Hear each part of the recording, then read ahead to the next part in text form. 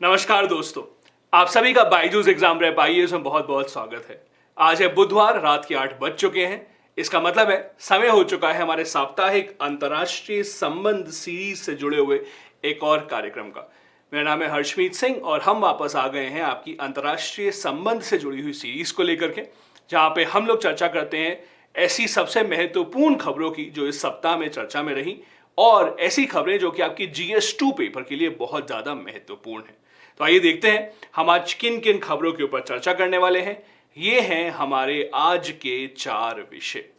हम लोग का जो पहला विषय है वो है अमेरिका ने हाल ही में, आपने सुना होगा, पाकिस्तान को F-16 लड़ाकू विमानों के लिए अपग्रेड की सुविधा, अपग्रेड का पैकेज दिया है। उस पे भारत का क्या रुख है, भारत इस चीज को किस तरीके से देख रहा है, इसके बारे में हम लोग चर्चा करेंगे। दूसरा विषय हम लोग आज होने वाला है कि अमेरिका ने ही भारत में स्थित एक पेट्रोकेमिकल कंपनी, जो कि असल में मुंबई में स्थित है, उस पर कुछ प्रतिबंध लगाए हैं। क्यों? अमेरिकी सरकार का कहना है कि एक ऐसी कंपनी है भारत की जो कि ईरान से तेल खरीद रही है, और जैसा कि आपको पता है अमेरिका ने ईरान से तेल खरीदने पर प्रतिबंध लगाया हुआ है और सबको ये एक तरीके से वार्निंग दी हुई है कि आप ईरान से तेल में व्यापार नहीं करेंगे। तो हम चर्चा करेंगे ये कंपनी कौन सी है और इस कंपनी पर प्रतिबंध क्यों लगाया गया है। तीसरी खबर जिसकी हम चर्चा करेंगे वो है कि यूक्रेन के 15% क्षेत्र पर रूस का अब औपचारिक तरीके से कब्जा हो गया है। रूस ने हाल ही में इस बात की घोषणा की कि हम बहुत बड़े बड़े 4 क्षेत्र यूक्रेन से अब ले चुके हैं और अब वो रशिया का भाग बन चुके हैं। तो हम चर्चा करेंगे कि ये क्यों हुआ, रूस का इन क्षेत्रों को अपनाने के पीछे क्या कारण था, क्या इसका असर भारत और रूस के संबंध पर पड़ेगा कि नहीं। और इसके बाद हम चर्चा करेंगे नॉर्ड स्ट्रीम पाइपलाइन की।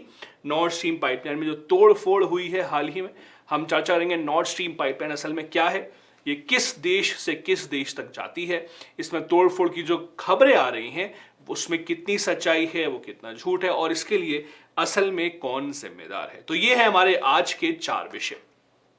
शुरुआत करते हैं पहले विषय से। जैसा कि हमने कहा, हमारा पहला विषय है कि अमेरिकी सरकार ने हाल ही में पाकिस्तान के लिए एक F-16, जो कि उनका फाइटर प्लेन है, जो पाकिस्तान ने अमेरिका से ही खरीदा था, उसको अपग्रेड करने के लिए एक पैकेज की घोषणा की है। अब ये खबर पिछले 1 सप्ताह की नहीं है, आपको पता होगा ये खबर पिछले 2-3 सप्ताह पहले आई थी, लेकिन हम इसकी चर्चा इसीलिए कर रहे हैं कि ये अभी भी ये मुद्दा भारत और अमेरिका के संबंधों के बीच में बना हुआ है। इस सप्ताह भारत के विदेश मंत्री ने एक घोषणा की कि अमेरिका को यह नहीं करना चाहिए था, और अगर अमेरिका हमें यह कह रहा है कि नहीं नहीं हम उनकी कुछ मदद नहीं कर रहे हैं, ये केवल कुछ थोड़े बहुत छोटे मोटे पुर्जे हैं, तो ये धोखे में ना रहें कि हमें कुछ नहीं पता है।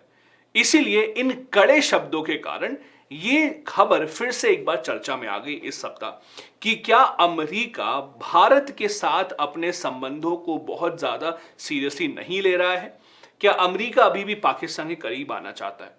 तो देखते हैं कि यह खबर असल में है क्या। जैसा कि आपने हर जगह सुर्खियों में पढ़ा होगा कि पाकिस्तान को F-16 फाइटर जेट्स, जो कि अमेरिका ने ही पहले दिए थे, उनकी अपग्रेड की खबर आई। अमेरिका ने यह साफ कर दिया कि जब हम अपग्रेड की बात कर रहे हैं, इसका मतलब यह बिल्कुल भी नहीं है कि हम उन फाइटर जेट्स में कोई नए हथियार दे रहे हैं। उनका कहना यह है कि जब फाइटर जेट्स हम ही से खरीदे गए थे इतने सालों पहले, तो उनकी देखभाल की जिम्मेदारी भी हमारे ऊपर है। तो उनके अगर कुछ स्पेयर पार्ट्स चाहिए, कुछ ऐसे पुर्जे चाहिए पाकिस्तान को जो कि अमेरिका से ही मिलेंगे, तो अमेरिका बस वो सप्लाई कर रहा है।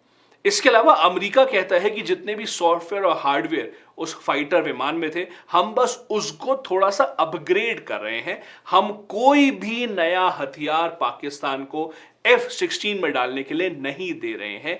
यह औपचारिक तरीके से अमेरिका ने घोषणा की है। आपको लगता है कि भारत सरकार इसको मानेगी, या आपको लगता है कि भारत सरकार बोलेगी कि हाँ हाँ हाँ ठीक है हम मान गए? जी नहीं, भारत सरकार ने, जैसा कि उम्मीद थी, इसी कड़ी निंदा की है। भारत सरकार ने कहा है कि ये वही F-16 है जो कि पाकिस्तान भारत के विरुद्ध ही इस्तेमाल करता है। ये वही F-16 है जिसका इस्तेमाल करके पाकिस्तान हमेशा भारत को धमकी देता है, और इसीलिए इन F-16 से जुड़ी हुई खबरों पे जब भी अमेरिका कहता है कि हम पाकिस्तान की कुछ भी मदद कर रहे हैं, भारत को यह बात एकदम भी पसंद नहीं आती।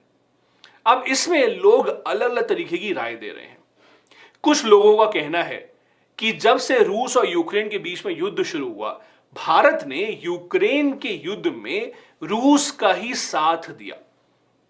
अगर और सटीक तरीके से कहें तो भारत ने रूस की निंदा अभी तक नहीं की है इस युद्ध के लिए। हां, भारत सरकार ने यह जरूर कहा है कि हम चाहते हैं कि युद्ध विराम हो, हम चाहते हैं कि युद्ध खत्म हो जाए, लेकिन भारत सरकार ने अभी तक संयुक्त राष्ट्र में जितनी भी वोटिंग हुई है उसमें रूस के खिलाफ वोट नहीं किया है। यही नहीं, भारत अभी भी रूस से तेल खरीद रहा है, भारत अभी भी रूस से जितनी भी चीजें सस्ते में खरीद सके उसे खरीद रहा है। अमेरिका और बाकी और जितने हमारे यूरोपीय देश हैं, उन सभी देशों का कहना है कि उन्होंने जितने प्रतिबंध रूस पर लगाए हैं उनका कोई फायदा इसीलिए भी नहीं हो रहा है क्योंकि चीन और भारत जैसे देश अभी भी रूस से तेल खरीद रहे हैं। तो कई लोगों का कहना है कि क्या अमेरिका का पाकिस्तान के लिए ऐसा पैकेज अनाउंस करना, क्या यह भारत के लिए एक संदेश है? क्या यह संदेश है भारत के लिए कि अगर आप भी रूस से अपनी दूरियां नहीं बनाएंगे तो हम भी पाकिस्तान को और मदद कर सकते हैं? दूसरी तरफ जो लोग इसे नहीं मानते वो कहते हैं कि इसमें इतनी ज्यादा गहराई में नहीं जाना चाहिए। अगर आप कोई कार खरीदते हैं किसी कंपनी से और आज से 10 साल बाद आपको उस कार में कुछ मरम्मत करानी होगी, तो उस कंपनी की जिम्मेदारी है जिसने आपको कार बेची है कि वो उस कार की मरम्मत करे। और यही अमेरिका का कहना है और यही उन लोगों का कहना है कि इस समय भारत और अमेरिका के रिश्ते जितने अच्छे हैं, ये छोटी मोटी बातों से बीच में कोई भी दखल नहीं आना चाहिए। एक और बहुत इंटरेस्टिंग बात यह है कि F-16 जब पाकिस्तान को शुरुआत में मिला तब यह बहुत अहम और बहुत ही विकसित एक तरीके का विमान माना जाता था। लेकिन अगर आप अभी के विमानों से इसका कंपैरिजन करें तो आप पाएंगे कि अभी भारत के पास रफाल के रूप में F-16 से भी कहीं बेहतर विमान है। और भारत और अमेरिका के रिश्ते इस समय ऐसे हैं कि भारत जितने चाहे F-16 अमेरिका से खरीद सकता है, लेकिन हम अब वो F-16 वाले काल से बहुत आगे बढ़ चुके हैं। तो इसका मतलब ये कतई नहीं है कि F-16 में कुछ भी अपग्रेड हो गया तो पाकिस्तान की शक्ति बहुत ज्यादा बढ़ गई, ऐसा बिल्कुल भी नहीं है।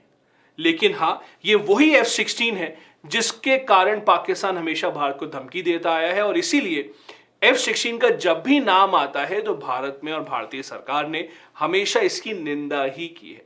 ये F-16 एकल इंजन वाला मल्टी रोल लड़ाकू विमान है। मल्टी रोल मतलब ये बहुत अलग अलग तरीके के काम कर सकता है। अटैक करना, नजर रखना, पीछा करना, ये सारे के सारे काम ये F-16 एकल इंजन वाला विमान कर सकता है। जब ये बनाया गया था 1980 के दशक में, जब ये पाकिस्तान को मिला तो इसे उस समय के सबसे श्रेष्ठ विमानों में से एक माना जाता था। 1983 में सोवियत अफगान युद्ध के दौरान भी पाकिस्तान ने इसको अपनी वायुसेना में शामिल करके इसका भरपूर इस्तेमाल किया था। पाकिस्तान और अमेरिका के रिश्ते बहुत एक तरीके से दिलचस्प रहे हैं। अगर आप देखें दूसरे विश्व युद्ध के बाद जब शीत युद्ध की शुरुआत हुई, दूसरे विश्व युद्ध के बाद जब पूरी की पूरी दुनिया दो हिस्सों में बंट गई, एक हिस्सा जो कि अमेरिका का ऐसा हिस्सा था जहां पे अमेरिका छोटे छोटे देशों को अपनी एक तरीके से ग्रुप में लाना चाहता था, और दूसरा हिस्सा जहां पे रूस चाहता था कि बाकी के जो देश हैं वो उनको अपना लीडर माने। ऐसे में अमेरिका चाहता था कि भारत नहीं तो भारत के आसपास का कोई ऐसा देश हो जो अमेरिका से बहुत अच्छे अपने रिश्ते बनाए। क्यों? क्योंकि भारत के बगल में था चीन, और चीन एक कम्युनिस्ट देश था तो वो हमेशा से रूस के साथ ही रहता। अमेरिका को पहले लगा कि भारत में एक उसे अच्छा दोस्त मिल सकता है, लेकिन जब भारत ने अमेरिका के कैंप में आने से मना कर दिया तो 1950 के दशक में आप देखेंगे कि अमेरिका ने पाकिस्तान से अपने अच्छे रिश्ते बनाना शुरू किए। इसके बाद जब अफगानिस्तान में रूस की एंट्री होती है 1970 के दशक में, वहां भी रूस को हराने के लिए पाकिस्तान से अमेरिका ने अपने रिश्ते और बेहतर किए। उसके बाद धीरे धीरे जब पाकिस्तान एक तरीके से आतंकवादियों का गढ़ बनने लगा और अमेरिका को ये बात समझ में आ गई कि पाकिस्तान को जितना भी वो समर्थन दे रहे हैं वो अमेरिका के खिलाफ भी इस्तेमाल हो रहा है, जब अमेरिका में भी आतंकी हमले हो रहे हैं। उसके बाद आकर के 21वीं शताब्दी की शुरुआत होने के बाद कहीं जाकर के अमेरिका ने पाकिस्तान पे अपनी नकेल कसी। इसके बाद जब ट्रंप प्रशासन यहां पे आता है तो उन्होंने पाकिस्तान को सैन्य सहायता देने से मना कर दिया था। अब जो बाइडेन के आने के बाद फिर से इस F-16 पैकेज को देना भारत के लिए एक अच्छी खबर नहीं मानी जा रही है। और ये ऐसे समय पे हुआ है जब भारत और अमेरिका के रिश्ते इस समय काफी अच्छे माने जा रहे हैं। डोनाल्ड ट्रंप जब वो राष्ट्रपति थे अमेरिका के, तो उन्होंने ये आरोप भी लगाया था कि पाकिस्तान अमेरिका से झूठ बोलता है, अमेरिका को मूर्ख समझता है और अमेरिका के खिलाफ जितने भी आतंकी काम कर रहे हैं उन्हें पाकिस्तान में आश्रय मिलता है। और इसीलिए पाकिस्तान के रिश्ते अमेरिका के साथ, खास करके उस 4 साल में जब डोनाल्ड ट्रंप वहां के राष्ट्रपति थे, काफी खराब माने जाते थे।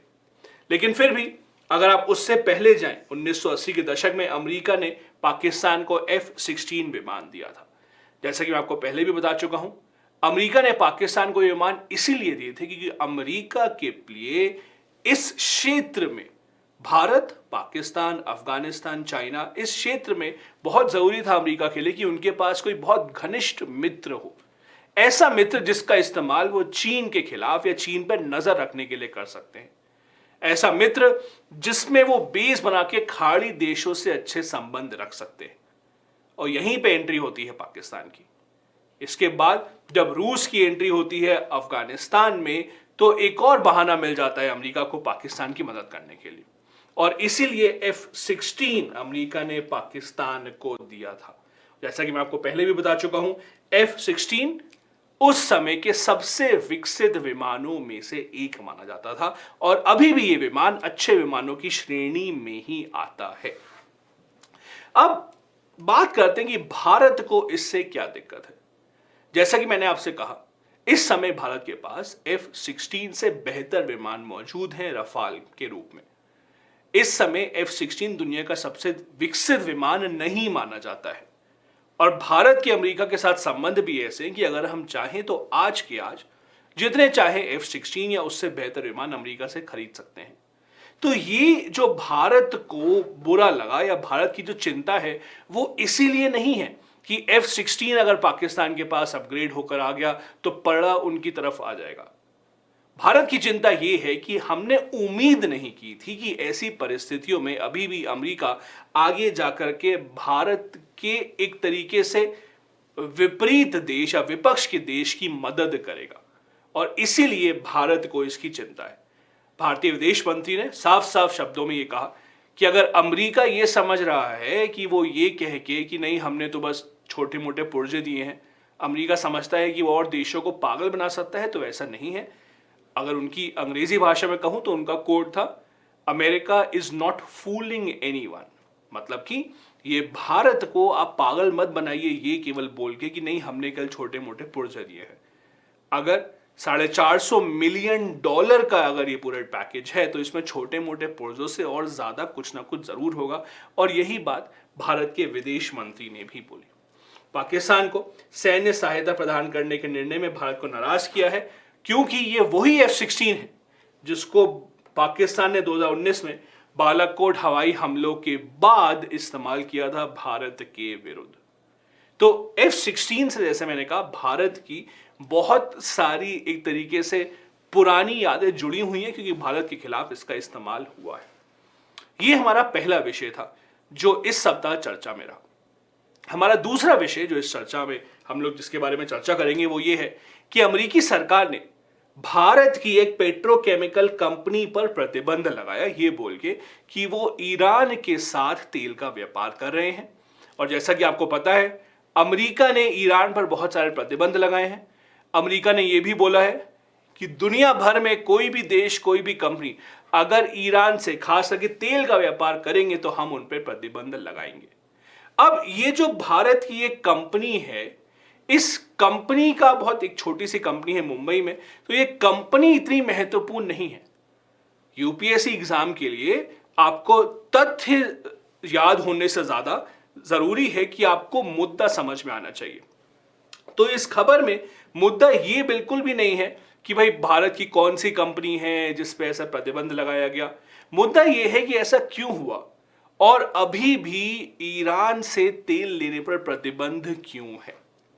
जैसा कि आपको पता होगा, अमेरिका के साथ साथ 5 और पश्चिमी देशों ने, जिनको मिला के P5+1 कहा जाता है, मतलब सुरक्षा परिषद के 5 स्थायी सदस्य और ये एक देश है जर्मनी, इन देशों ने मिलकर के ईरान के साथ एक न्यूक्लियर समझौता किया था जिसको बोला गया JCPOA। इस समझौते के तहत यह तय हुआ कि ईरान न्यूक्लियर हथियार नहीं बनाएगा और पश्चिमी देश, खासकर कि अमेरिका, उन पे जो प्रतिबंध लगाए हैं उनको हटा लेगा। बराक ओबामा जब राष्ट्रपति थे तब ये समझौते पे हस्ताक्षर किए गए, लेकिन जब डोनाल्ड ट्रंप राष्ट्रपति बनते हैं तो वो इस समझौते से पीछे हट जाते हैं। वो बोलते हैं कि नहीं, हमें इस बात की गारंटी नहीं मिल रही है कि ईरान कुछ गलत काम नहीं कर रहा है, तो अब हम इस समझौते से पीछे हटते हैं और हम प्रतिबंध दोबारा से लगाते हैं। तो 2019 में दोबारा से प्रतिबंध लगा दिया गया और इसीलिए 2019 के बाद से भारत ने भी ईरान से ये तेल लेना बंद कर दिया है। ये जो छोटी सी कंपनी है मुंबई की, इसका नाम है तिबालाजी। जैसा मैंने कहा, ये नाम आपको याद होना जरूरी नहीं है, आपको जरूरी है मुद्दे की समझ होना। जैसा मैंने कहा, 2019 के बाद से ईरान से जितने भी तेल हमारे यहाँ आयात हम करते थे उस पे हम लोगों ने पूरी तरीके से रोक लगा दी। उस समय तक भारत ईरान से लगभग अपने सारे के सारे जो हमारा कच्चा तेल है उसका 11% हिस्सा हम लोग ईरान से मंगवाते थे। अब जब आप इतना बड़ा एक हिस्सा जिस देश से मंगवाते हो उनको आप एकदम से मना कर देंगे तो बहुत ये आसान सी बात है समझने के लिए कि भारत को फिर वो तेल कहीं और से खरीदना पड़ेगा। तो पिछले कुछ सालों में भारत ने इसीलिए अमेरिका से भी काफी तेल खरीदना शुरू कर दिया है, क्योंकि वो जो एक ईरान से जो हम तेल खरीदते थे उसमें जो हम लोगों ने मनाही की, तो इसका कहीं ना कहीं फायदा अमेरिका को भी हुआ। ये जो कंपनी है जिसपे अमेरिका ने अभी प्रतिबंध लगाया है, अमेरिका का कहना है कि ये कंपनी ईरान से तेल खरीदती थी और वो तेल आगे कहीं जाकर बेचती थी, चीन वगैरह में भी, और किसी को ये नहीं बताती थी कि वो तेल आया कहां से है। तेल का मूल स्थान छुपाया जा रहा था और इसीलिए इस कंपनी पर प्रतिबंध लगाया गया। ये जो न्यूक्लियर समझौता है जिसमें ईरान एक तरफ और बाकी पश्चिमी देश एक तरफ, कुल मिला के 6 पश्चिमी देश, जब से डोनाल्ड ट्रंप का राष्ट्रपति पद से निष्कासन हुआ है, उसके बाद से जब से जो बाइडेन राष्ट्रपति बने हैं, तब से दोबारा से एक बार पश्चिमी देश और ईरान मिलकर के ऑस्ट्रिया देश में अभी बातचीत कर रहे हैं और उम्मीद है कि आगे आने वाले कुछ महीनों में हो सकता है फिर से ये जो हमारा न्यूक्लियर समझौता है इस पे हस्ताक्षर हो और फिर से ये जो ईरान पर प्रतिबंध है इनको हटाया जाए। अगर आप कच्चे तेल और उसको खरीदने और बेचने की बात करते हैं, उसको समझने के लिए मैं आपको एक बहुत महत्वपूर्ण टेबल दिखाना चाहूंगा। ये टेबल आपको बहुत बहुत दिलचस्प बातें बताता है। ये टेबल बताता है कि भारत जो कच्चा तेल है जो और देशों से मंगवाता आ रहा है, वो हर साल कितना प्रतिशत किस देश से मंगवाता है। अगर आप देखें यहाँ पे जो पहला कॉलम है वो देश, वो बता रहा है कि कौन से साल की बात है। तो अगर आप देखें 2021, 2022, 2023, ये जो हम लोगों के साल हैं और जो आपको कॉलम दिख रहे हैं ये देशों के नाम है कि कौन से देश हम कितना तेल मंगवाते आ रहे हैं। ईरान को अगर आप देखें तो ईरान है यहां दूसरे कॉलम में। यहां दूसरा कॉलम आप देखें तो देखिए 2019 के बाद से हमने ईरान से तेल मंगवाना यहां पर बंद कर दिया है। क्यों? क्योंकि अमेरिका ने प्रतिबंध लगा दिया। इसका सीधा असर आप देखिए, बहुत दिलचस्प पड़ा कि हम अमेरिका से जितना तेल मंगवाते थे उस पर देखिए, अमेरिका से जो हम तेल मंगवाते थे हमने 5%, 6%, फिर 10%, फिर 9% कर दिया। तो जितना हमने ईरान से तेल खरीदना कम किया उतना हमने अमेरिका से तेल खरीदना और शुरू कर दिया। अब बात आती है जो अभी हमारा साल चल रहा है, जो अभी हमारा साल चल रहा है, अगर आप वो देखें तो उसमें भी बहुत एक दिलचस्प पैटर्न आपको देखने को मिलता है। अगर आप आखिरी से तीसरा कॉलम देखिए तो वो है रूस का, रशिया का। ये देखिए, रशिया से कितना तेल मंगवाते हैं? 0.00000, फिर ये हुआ 2% मंगवा लिया, 1.1 2, और अब एकदम से 14% तेल। अभी जो हम लोगों का वार्षिक वर्ष, अभी जो हम लोगों का फाइनेंशियल ईयर चल रहा है, उसमें अगर आप देखें तो हम 14% तेल इस समय रूस से मंगवा रहे हैं, जो कि पहले के मुकाबले बहुत ज्यादा है। और आपको ही पता है ऐसा क्यों हो रहा है, क्योंकि रूस से हमें सस्ता तेल मिल रहा है, और यही चीज है जो पश्चिमी देशों को, अमेरिका को खास करके पसंद नहीं आ रही है। और ये बात आपको समझनी है। हमने ईरान से तेल मंगवाना बंद कर दिया। अब कई लोग, खास करके जो भारत सरकार की नीतियां बनाते हैं, जो भारत सरकार की तरफ से और आगे जाकर के बहस करते हैं और पश्चिमी देशों से, उनका कहना यह है, अगर अमेरिका और पश्चिमी देश ये सच में चाहते हैं कि भारत रूस से तेल ना खरीदे, तो इसका बहुत ही एक सरल सा उपाय है। क्या? आप भारत को बोलिए कि आप ईरान से तेल खरीदना शुरू कर दीजिए, तो अपने आप ये जो 14% तेल रूस से आ रहा है वो ईरान से आने लगेगा। अगर अमेरिका या पश्चिमी देश चाहे कि भाई हम ईरान से भी तेल ना खरीदें, हम वेनेजुएला से भी तेल ना खरीदें, तो हम तेल कहां से खरीदें? हम ऐसा तो नहीं कर सकते कि आपकी मर्जी से ही हम देश तय करें कहां से तेल आएगा कहां से नहीं। तो इसीलिए अगर रूस से हमारा तेल का आयात बढ़ा है तो वो इसीलिए कि हमें सस्ते दाम पर मिल रहा है, और बाकी देश जहां से हमें और तेल मिल सकता है वहां पे भी प्रतिबंध अमेरिका का ही लगाया हुआ है। एक और बहुत दिलचस्प खबर ये हिंदू न्यूज़पेपर से मैंने लिया है। हो सकता है, ऐसा माना जा रहा है कि आगे आने वाले कुछ महीनों में ईरान की वापसी होगी ऐसे देशों की सूची में जो भारत को फिर से तेल बेच रहे हैं, उन्हीं कारणों से जिनकी अभी मैंने चर्चा की। अगर अमेरिका सही में चाहता है कि भाई रूस से भारत तेल ना खरीदे, तो कोई और विकल्प तो उन्हें देना पड़ेगा। अब ये चुनाव अमेरिका को करना है कि वो किसको ज्यादा नुकसान पहुंचाना चाहते हैं, ईरान को या रूस को। अगर वो दोनों चुनेंगे तो ये और देशों से नहीं हो पाएगा कि वो अमेरिका के कहने पर कहीं से भी तेल ना ले। अगर वो चाहते हैं कि रूस और ईरान दोनों की अर्थव्यवस्था को चोट लगे तो उन्हें कोई एक चुनना पड़ेगा, और वो दूसरा विकल्प उन्हें और देशों को देना पड़ेगा। इसके अलावा आप ये भी देखिए कि तेल की खपत भारत में साल दर साल, तब से महामारी खत्म हुई है तब से बढ़ रही है। अगर आप महामारी के पहले के सालों की खपत देखिए, डीजल, पेट्रोल, इस हर चीज की खपत साल दर साल बढ़ रही है। मतलब है कि हाँ, इलेक्ट्रिक कार्स आई हैं, हाँ हम लोग और तरीके से भी कोशिश कर रहे हैं ऊर्जा बनाने की, लेकिन अभी भी तेल का विकल्प पूरी तरह से कहीं से भी नहीं आया है, और हमें और देशों से अभी भी काफी सारा तेल लेना पड़ रहा है। तीसरी खबर इस सप्ताह की जो बहुत महत्वपूर्ण है वो ये है कि रूस ने इस बात की घोषणा की कि हमने यूक्रेन का 15% क्षेत्र अपने कब्जे में कर लिया है। रूस ने कहा कि हमने जबरदस्ती किसी के साथ नहीं की, ये जो क्षेत्र है यहां पे जा करके हमने वोटिंग कराई, हमने यहां पे जा करके जनमत संग्रह कराया, पूछा लोगों से आप रूस में आना चाहेंगे कि नहीं। और रूस का कहना था कि 97% लोगों ने कहा कि हां हम तो रूस में आना चाहेंगे। तो देखिए, ये लोग खुद ही आना चाहते हैं। लेकिन आप खुद सोचिए, आपके पास कोई आए पूछे कि आप रूस में आना चाहेंगे कि नहीं, और उस आदमी के पीछे एक सैनिक खड़ा हो जिसके हाथ में मशीन गन हो, तो आप हाँ बोलेंगे या ना बोलेंगे?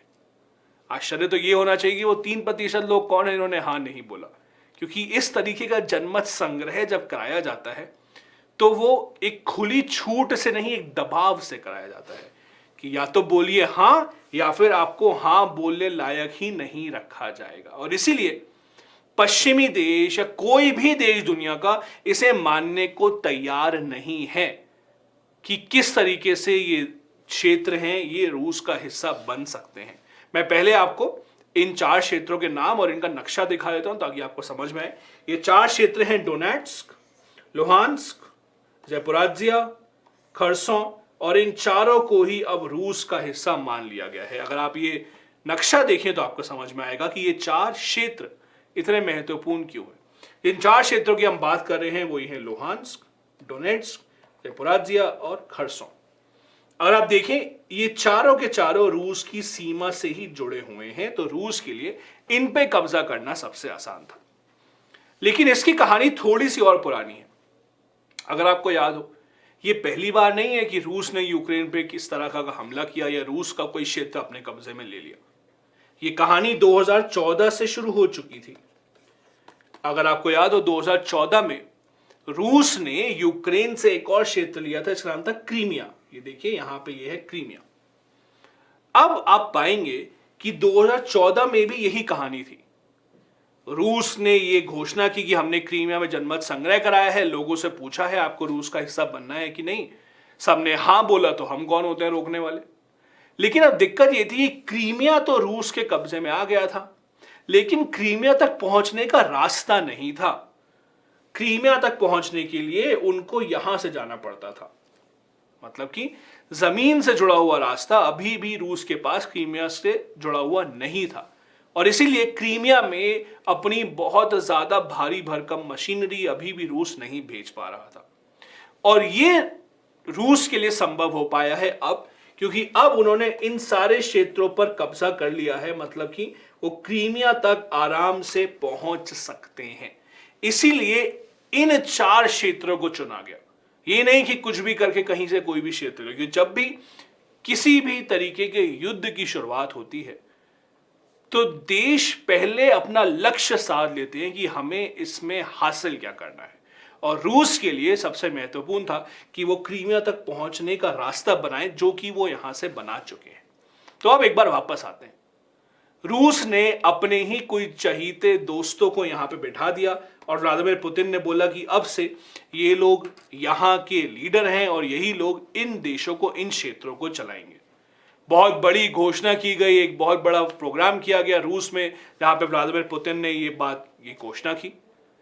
ये उसी दिन है जिससे एक दिन पहले ही यूक्रेन पे एक बहुत बड़ा हमला किया गया था, ज़ैपोरिज़िया में ही, जहां पे 25 लोगों की मौत हुई थी।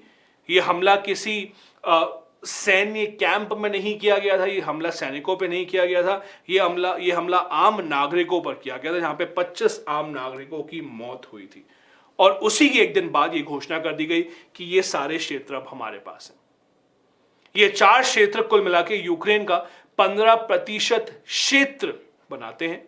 अगर आप इसमें क्रीमिया को भी जोड़ लें, जो 2014 में ही रूस ने ले लिया था, तो क्रीमिया और ये 4 क्षेत्र, ये 5 क्षेत्र कुल मिला के यूक्रेन का 20% हिस्सा बनाते हैं। और इसीलिए आप मान सकते हैं कि 1/5 हिस्सा यूक्रेन का इस समय रूस के कब्जे में है। और ये मैप आपको ये समझने में मदद करेगा। भारत का इसमें क्या कहना है? किसी भी और देश की तरह भारत ने भी अभी तक इसको मानने से या किसी भी तरीके की औपचारिक घोषणा करने से मना कर दिया है। इस समय रूस के करीबी देश भारत, चीन, इन देशों ने भी ऐसा नहीं माना है कि अब से ये क्षेत्र रूस के पास आ गए हैं। संयुक्त राष्ट्र, पश्चिमी देश, बिल्कुल आप समझ सकते हैं वो नहीं मानेंगे कि ये सब क्षेत्र अब से रूस के कब्जे में है। तो ये केवल रूस का ही अपने अंदर ही अंदर एक तरीके से घोषणा हो गई और उन्होंने ही दुनिया को बता दिया, जबकि दुनिया में किसी भी देश ने ऐसा अभी तक नहीं माना है। इसके खिलाफ संयुक्त राष्ट्र में एक प्रस्ताव आया। पश्चिमी देश ये प्रस्ताव लेकर के आए कि रूस ने ये जो किया है, रूस ने इन क्षेत्रों पे जो कब्जा किया है, ये गलत है और इसके खिलाफ हमें एक प्रस्ताव पारित करना चाहिए। भारत ने इस प्रस्ताव पे ना तो हां कहा ना कहा। भारत ने इस प्रस्ताव पे वोट करने से मना कर दिया। भारत की रणनीति रही है, जब भी इस तरह के प्रस्ताव आते हैं जहां पे हम दोनों में से कोई भी एक पक्ष नहीं लेना चाहते, तो हम वहां पे खास करके किसी भी पक्ष को लिए बिना हम वहां पे वोट करने से मना कर देते हैं। भारत के प्रतिनिधित्व ने दोबारा से ये बात दोहराई संयुक्त राष्ट्र में कि हम पहले भी कह चुके हैं कि हम चाहते हैं कि इस युद्ध पे विराम लगाया जाए शीघ्र, लेकिन हम किसी भी पक्ष में आने से अभी मना करते हैं। हम किसी भी पक्ष को हां नहीं कहना चाहते हैं। तो ये अभी तक इन क्षेत्रों को रूस में शामिल तो कर लिया गया है, लेकिन अभी तक इन क्षेत्रों को किसी भी तरीके से औपचारिक घोषणा नहीं मिली है कि इनका विलय रूस में किसी ने भी अभी तक नहीं माना है। आज की चौथी जो खबर है जो हम चर्चा करने वाले हैं वो ये है कि नॉर्ड स्ट्रीम जो पाइपलाइन है उसमें तोड़फोड़ की खबरें आई हैं। और ये बहुत दिलचस्प खबर बन गई है क्योंकि किसी को नहीं समझ में आ रहा है ये क्यों हुआ और कैसे हुआ। नॉर्ड स्ट्रीम, ये दो पाइपलाइन है इसलिए आप 1 और 2 देख रहे हैं। नॉर्ड स्ट्रीम एक पाइपलाइन है जो कि रूस को जोड़ती है जर्मनी से। रूस वहां से अपना नेचुरल गैस भेजता है और वो जर्मनी तक जाती है। नॉर्ड स्ट्रीम 1 की लंबाई लगभग 1224 किलोमीटर की है। ये अंडर वाटर है, मतलब कि पानी के भीतर की पाइपलाइन है और बहुत और देशों से जो कि यूरोपीय देश हैं उनके पास से होते गुजरती है, स्वीडन, पोलैंड, इस तरीके के देश। जब से यूक्रेन और रूस का युद्ध शुरू हुआ तभी से ये पाइपलाइन चर्चा में बनी हुई थी अलग अलग कारणों से। एक कारण यह है कि यह देखा गया कि जो पूरे यूरोपीय देश हैं वो यूक्रेन का समर्थन तो जरूर कर रहे हैं, लेकिन कुछ यूरोपीय देश खास करके जर्मनी आगे बढ़ चढ़ के यूरोप को मदद नहीं कर रहे हैं। जर्मनी ने जैसे कि यूक्रेन को कुछ खास हथियार नहीं दिए, यूक्रेन को हथियार देने से मना कर दिया, कहा कि हाँ हम मदद कर रहे हैं, हेलमेट भेज देंगे, कपड़े भेज देंगे, खाना भेज देंगे, दवाई भेज देंगे, बट हथियार नहीं देंगे। क्यों? माना गया कि जर्मनी रूस पे बहुत ज्यादा निर्भर है क्योंकि जर्मनी ने अपने न्यूक्लियर एनर्जी को बंद करने का फैसला कर लिया है, वो कोयला नहीं जलाना चाहते। तो घुमा फिरा के जर्मनी को अगर ऊर्जा चाहिए तो वो रूस से आने वाली गैस पे बहुत ज्यादा निर्भर है, और अगर रूस गुस्से में आके अपनी वो पाइपलाइन से गैस की सप्लाई बंद कर देता है तो जर्मनी को बहुत दिक्कतें हो जाएंगी। और इसलिए शुरुआत से ही ये नॉर्ड स्ट्रीम पाइपलाइन और जर्मनी का रुख इस युद्ध को लेकर के हमेशा से चर्चा में रहा। और अब खबर आती है कि भाई नॉर्ड स्ट्रीम जो पाइपलाइन है उसमें तोड़फोड़ हो रहा है और अभी तक ये देश समझ नहीं पा रहे हैं कि तोड़फोड़ कैसे हो रहा है। ये आप देखें पाइपलाइन, यहाँ पे ये रूस से शुरू होती है और बहुत सारे देश के आसपास होकर के जाती है। आप देखिए फिनलैंड के पास है, ये स्वीडन के पास है और ये आखिर में जर्मनी पर जाकर के खत्म होती है। पोलैंड को भी एक हिस्सा मिलता है। तो बहुत सारे अलग देश इससे अपना अपना थोड़ा थोड़ा गैस लेते हैं, लेकिन ये खत्म होती है जर्मनी पे आकर। ये पानी के अंदर से बनाई गई है। नॉर्ड स्ट्रीम 1 पुरानी है, नॉर्ड स्ट्रीम 2 को हाल ही में बनाया गया है। सबसे पहले तोड़फोड़ की खबर आती है स्वीडन में। स्वीडन के तटरक्षकों ने 2 जगह पर पाइपलाइन से रिसाव आने की खबर बताई। उन्होंने कहा कि ये जो पाइपलाइन है यहां से गैस लीक हो रही है, और ये नहीं समझ पाए कि गैस लीक हो कहां से रही है। उसके बाद डेनमार्क ने भी ऐसे ही कुछ खबर बताई कि हमारे पास से भी जो पाइपलाइन आ रही है वहां भी कुछ तोड़फोड़ हमें नजर आ रही है, क्योंकि वो जो पानी के नीचे, आप खुद सोचिए, पानी के नीचे पाइपलाइन है, पाइपलाइन से गैस निकल रही है तो पानी में बुलबुले तो आएंगे। अगर आप ऐसे देखिए, जब आपकी साइकिल या बाइक का टायर पंचर होता है और जब जाते हैं पंचर बनवाने के लिए तो कैसे चेक किया जाता है पंचर है कि नहीं है? वो टायर को आप पानी में डुबोते हैं और जिस हिस्से से हवा निकल रही है वहां बुलबुले आते हैं, तो आप समझ जाते हैं कि हाँ यहाँ पे कुछ गड़बड़ है। तो ये पाइपलाइन में जो तोड़फोड़ है ये भी ऐसे ही पहचानी गई, क्योंकि जिस पानी के नीचे, बाल्टिक जो हमारा समुद्र है जिसके नीचे से पाइपलाइन आ रही है, वहां पे बहुत बड़े बड़े बुलबुले देखे गए। और ये क्योंकि पाइपलाइन इतनी बड़ी है, इतनी विशालकाय है, तो जो बुलबुले भी देखे गए वो काफी बड़े साइज के थे और इसीलिए ये खबरों में आना शुरू हुआ। जैसा मैंने आपसे कहा, नॉर्ड स्ट्रीम के नाम से 2 पाइपलाइन है, पहली जो पुरानी है और दूसरी अभी हाल ही में बनी बिल्कुल युद्ध से पहले। नॉर्ड स्ट्रीम 1 लगभग 1224 किलोमीटर लंबी है। अब बहुत दिलचस्प खबरें आ रही हैं इसके बारे में। अमेरिका कह रहा है कि ये रूस ने किया है। क्यों? क्योंकि भाई रूस इस पाइपलाइन में तोड़फोड़ करके एक तरीके से और ज्यादा दबाव बनाना चाहता है यूरोपीय देशों के ऊपर कि देखिए आपके यहां सर्दियां आ रही हैं और जब सर्दियां आएंगी और आपको ऊर्जा नहीं मिलेगी तो आप कहां से इतनी गर्मी पैदा करेंगे, और इसीलिए आप हमारे ऊपर जितने आपने प्रतिबंध लगाए हैं उन्हें हटाइए। दूसरी तरफ और लोग कह रहे हैं कि ये थोड़ा अटपटा है कि रूस इस पर तोड़फोड़ क्यों करेगा, क्योंकि ये जो पाइपलाइन है ज्यादातर इसका हिस्सा रूसी कंपनी गैसप्रोम का ही है। तो रूसी कंपनी, रूसी सरकार अपनी ही पाइपलाइन में क्यों ऐसे तोड़फोड़ करेगी, खास करके तब जब उनके पास पैसों की कमी हो, खास करके तब जब ऐसी पाइपलाइन में इस तरह का तोड़फोड़ करना और उसकी मरम्मत करना बहुत महंगा सौदा साबित हो सकता है। तो अभी तक ये क्लियर नहीं है कि कौन सी तरफ से इसको तोड़फोड़ करके इसको नुकसान पहुंचाया गया है। लेकिन यह जरूर तय है कि एक साथ इतनी सारी जगह पे तोड़फोड़ की खबरें आना पाइपलाइन में, इसका मतलब है कि यह अपने आप से होने वाली घटना नहीं है, इसमें कहीं ना कहीं बाहर से किसी का हाथ है। और गैसप्रॉम ऐसा नहीं करेगा क्योंकि उन्हें खुद का बहुत नुकसान है। अगर उन्हें पाइप बंद करना पड़ेगा पाइपलाइन, तो हर दिन का उनका करोड़ों का नुकसान है। और इसीलिए दोनों लोग अभी भी एक दूसरे पे बस आरोप लगा रहे हैं। रूस का क्या कहना है? रूस का कहना है कि ये यूरोप ने नहीं, ये अमेरिका ने किया है। रूस का कहना है, आप खुद सोचिए, पाइपलाइन में तोड़फोड़ होना मतलब यूरोप को रशिया से गैस नहीं जाएगी, तो भाई यूरोप फिर कहां से ऊर्जा प्राप्त करेंगे? अब वो जाएंगे अमेरिका की तरफ कि भाई आप हमें कुछ दीजिए, तो इसमें फायदा अमेरिका का है। ये रूस का कहना है। लेकिन अभी तक इन दोनों पक्षों में से किसी भी बात की सहमति नहीं बनी है। जैसा मैंने कहा, नॉर्थ स्ट्रीम में 2 पाइपलाइनों में दबाव महसूस किया गया, जो प्रेशर है वो कम हुआ। प्रेशर कम होने का मतलब है कहीं ना कहीं से गैस लीक हो रही थी और इसीलिए अलग अलग जगह से गैस का रिसाव पाया गया। अब इतनी बड़ी जो पाइपलाइन है उसमें एकदम से आप उसको मरम्मत नहीं कर सकते। मैं आपको फिर से वही उदाहरण दूंगा, जो आपकी साइकिल का टायर पंचर होता है और आप साइकिल का टायर के पंचर बनवाने जाते हैं तो उन्हें पहले हवा निकालनी पड़ती है पूरी, उसके बाद वो मरम्मत करते हैं। यही ये देश कह रहे हैं कि पूरी पाइपलाइन की अब गैस खत्म होने का इंतजार करना पड़ेगा।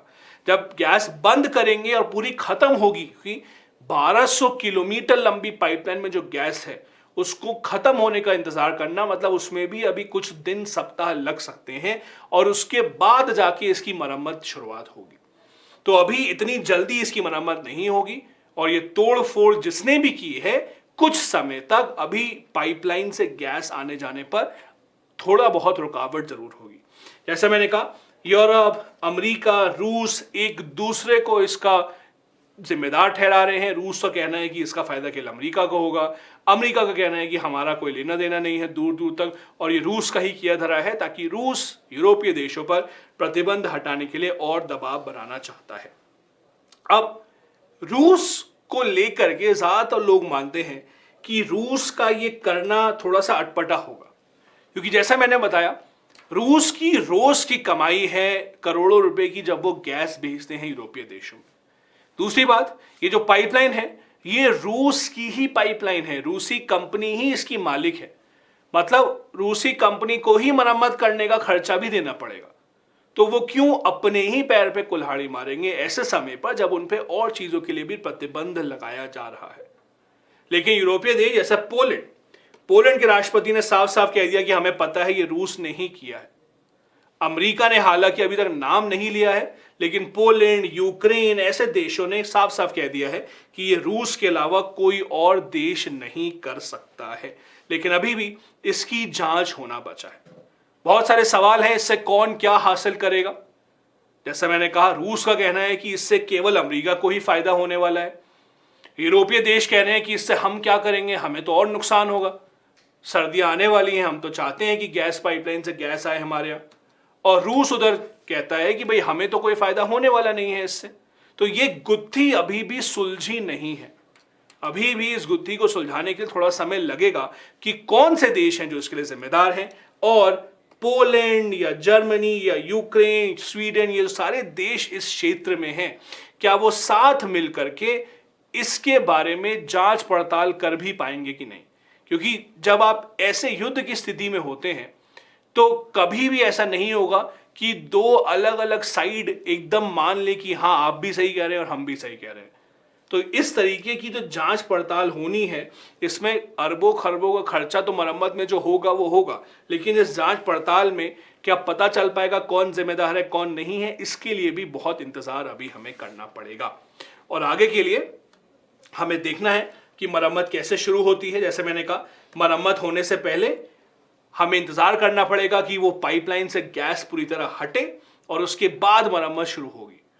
खास करके स्वीडन, डेनमार्क ऐसे देशों ने अपनी जगह से एक ना एक कहीं ना कहीं जांच शुरू कर दी है। वो चाहते हैं कि जल्दी से जल्दी इसका पता लगाया जाए ताकि आगे जाकर के और नुकसान ना हो। और ये हमारा सत्र था आज का। जैसा कि मैंने कहा था, हम इस सप्ताह की सबसे महत्वपूर्ण खबरों की चर्चा करने वाले हैं जो आपके अंतर्राष्ट्रीय संबंध से जुड़ी हुई हैं। मैं उम्मीद करता हूं कि आपको आज का जो कार्यक्रम है वो पसंद आया होगा। अभी तक अगर आपने हमारे चैनल को सब्सक्राइब नहीं किया है तो जल्दी से सब्सक्राइब बटन भी दबाइए। कमेंट सेक्शन में ये भी बताइए कि हमारा वीडियो और सीरीज आपको कैसी लग रही है और क्या कुछ और विषय हैं जो आप चाहेंगे कि हम आपके साथ कवर करें। आपके जितने भी दोस्त हैं तो यूपीएससी सिविल सर्विस सेवा की तैयारी कर रहे हैं उनके साथ भी इस वीडियो को बिल्कुल शेयर कीजिए और दोबारा जुड़िए हमारे साथ अगले बुधवार रात को 8 बजे अगले सप्ताह की सबसे महत्वपूर्ण खबरों के ऊपर। बहुत बहुत धन्यवाद। जय हिंद।